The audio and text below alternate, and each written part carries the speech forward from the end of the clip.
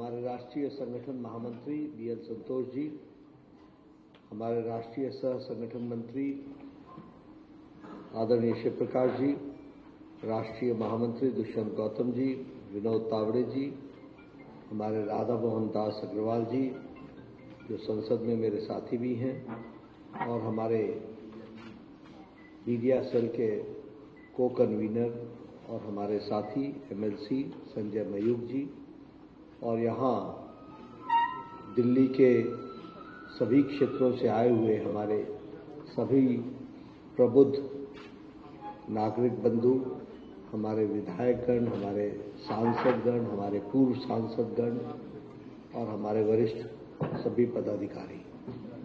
हम सब जानते हैं कि 25 जून 1975 को हम यहाँ पर एक काला दिवस के रूप में मना रहे हैं, और हम इमरजेंसी को याद करने का और जो एक तरीके से प्रजातंत्र के गला को घोटने का जो कुत्सित प्रयास हुआ था वह जनता के सामने आए, इस प्रयास से भारतीय जनता पार्टी सारे देश में इस तरीके का कार्यक्रम कर रही है।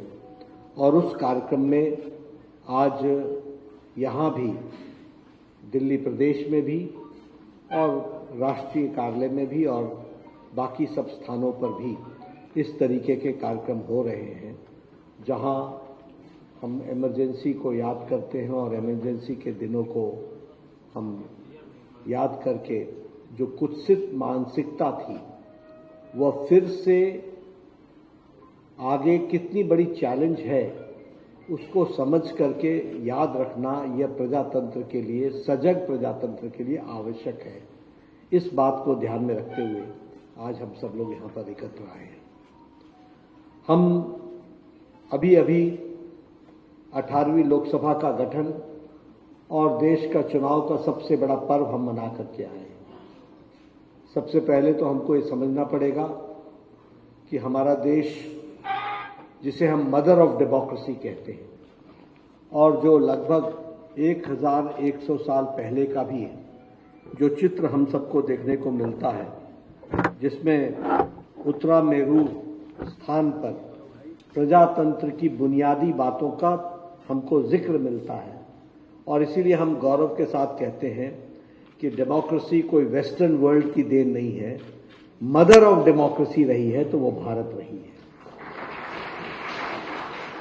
और ऐसे प्रजातंत्र को का गला घोटने का काम कांग्रेस पार्टी ने किया, वो भी हमको ध्यान में रखना चाहिए।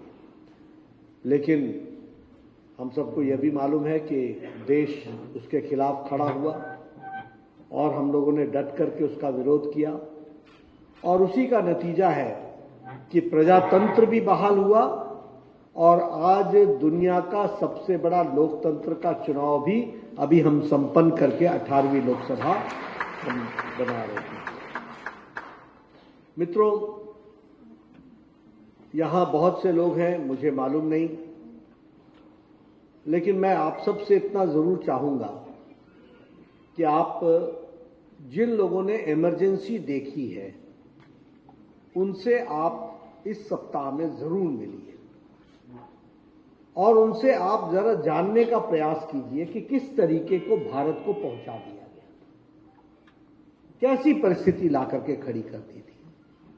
आज का नौजवान का बच्चा कभी कल्पना भी नहीं कर सकता, और ये कल्पना इसलिए नहीं कर सकता कि उस समय जिन लोगों ने प्रजातंत्र की रक्षा के लिए अपनी आहुति दी थी, उसकी ताकत के कारण आज प्रजातंत्र मजबूत होकर के खड़ा है कि वो आज हम कोई कल्पना नहीं कर सकते कि इस तरीके की परिस्थिति।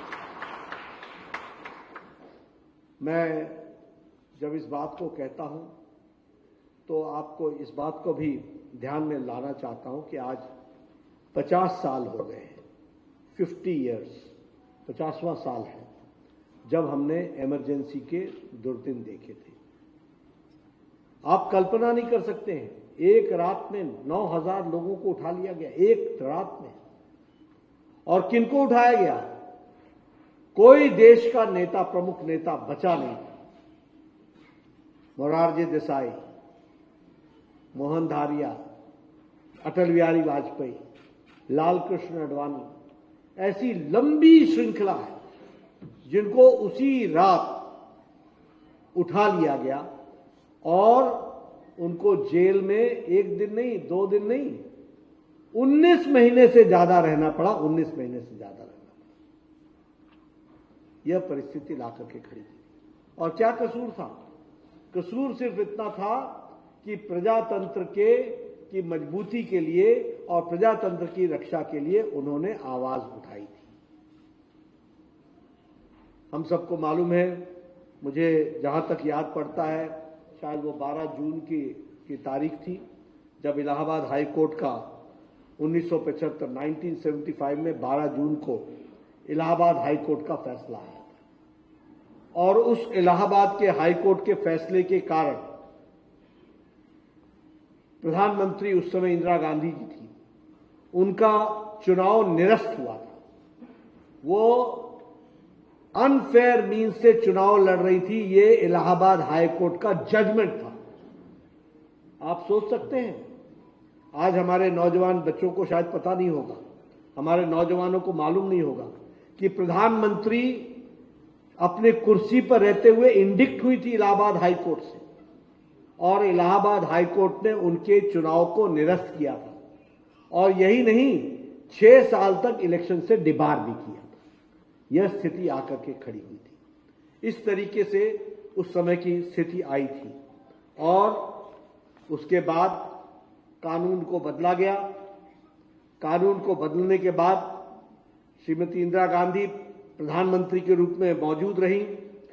और यह जो लड़ाई चल रही थी, वैसे तो लगभग 1974 से शुरू हो गई थी, जयप्रकाश नारायण जी के आंदोलन के माध्यम से, जो सारे देश में प्रजातंत्र को बचाने के लिए और बेरोजगारी, भ्रष्टाचार, भाई भतीजावाद के खिलाफ जो आंदोलन चल रहा था, उस आंदोलन के माध्यम में ये जब श्रीमती इंदिरा गांधी का फैसला आया और जिस तरीके से उन्होंने संविधान को बदल करके अपनी कुर्सी की रक्षा करने का प्रयास किया, उस समय सारा देश आंदोलित हो गया, उद्वेलित हो गया।